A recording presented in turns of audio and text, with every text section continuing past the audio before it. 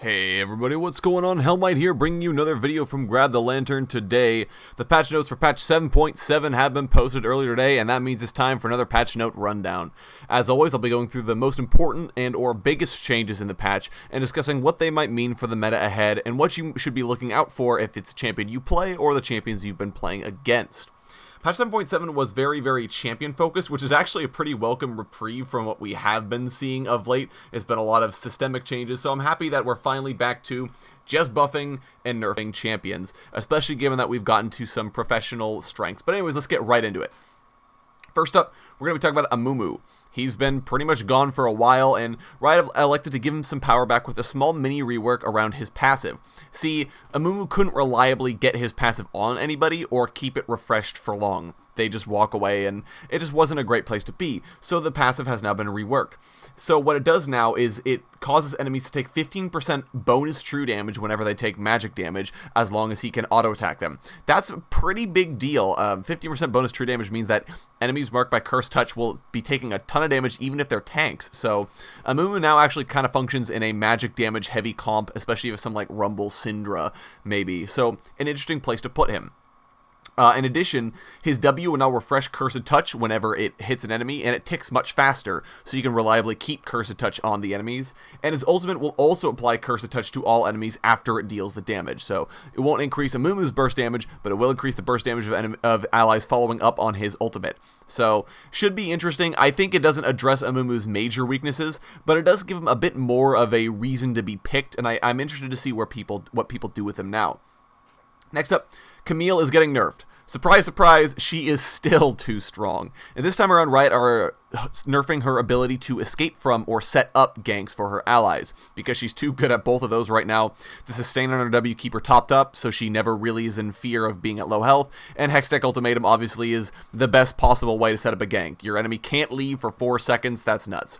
So both are getting nerfed. Her W no longer heals her if it just strikes minions. Camille has to be trying to hit enemies, with the cone on her W if she wants a heal, and Hextech Ultimatum's duration now scales with rank. It's only 2.5 seconds at rank 1, so Camille's poor lane opponent has a chance to get away from it when the gank comes.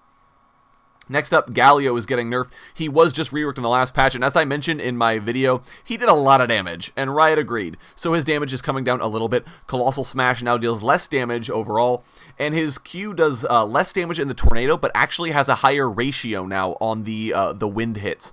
So Galio will feel a little bit better about hitting people with just the wind blast, and a little worse about getting people in the tornado, but that's fine. He does a lot of damage, so I was perfectly happy with these changes, and hopefully we'll see Galio show up sometime in a future LCS match. Next up, Graves. He's a particular champion that I'm not a fan of. I know I've done a couple of podcasts singling out Graves, because he's too good at everything. He's tanky, he does damage, he has a lot of utility, he has wave clear. There's not a whole lot Graves can't do. So in an effort to give Graves weaknesses, Riot have removed the magic resistance he gains from using his E. He no longer gets it, which means that Graves is now actually weak to magic damage centered comps. Syndra can blow him up, Elise can counter jungle him early on.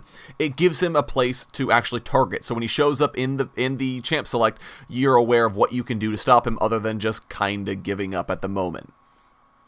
Finally, Kassadin is getting buffed as well. His late game payoff is not as high as it should be. Kassadin has such a weak early game that it's never worth it to pick him, because he doesn't pay off for you in the late game. So Riot are attempting to buff his late game. They know he's strong, so they're being very cautious about where they're going. His E's cooldown is down by a second, and his R's AP ratio is up. Small buffs, not that big of a deal, but I'm sure it will make Kassadin feel at least a little better to play. They also did a bug fix on his Nether Blade, so it won't fail to go off if the enemy walks out of range, so that's a little bit nicer. That wasn't meant to be a finally, by the way. We do have more changes to talk about. Nunu is getting a few changes around his passive as well. Basically, Visionary had no gameplay. You just kind of used it on your most expensive spell always, and it worked out. So, in an effort to give Nunu's passive a little bit more decision making, they've instead allowed it to, the next spell he casts will cost no mana, and also will go up a rank. What this means is that if you cast a rank 1 ultimate, but you have Visionary, it will be a rank 2 ultimate with all the rank 2 base damage, cooldown, all that kind of stuff. This also allows Nunu to get spells up to rank 6 or rank 4 for his ultimate if he casts them with Visionary. So Nunu potentially can do a lot more damage with a rank 4 ultimate, or get a lot more slow with a rank 3 Ice Blast, etc, etc. So Nunu has a lot more decision making now about how to use his Visionary abilities other than just use it on the most expensive spell. Rengar is getting nerfed as well. He's another very, very popular competitive pick. He's always showing up. He's pick or ban. And a lot of that is because Rengar can farm very, very effectively. He clears camps like nobody's business. He stays relatively healthy in the jungle. It's a big problem because he doesn't give up anything to gank because he clears so fast.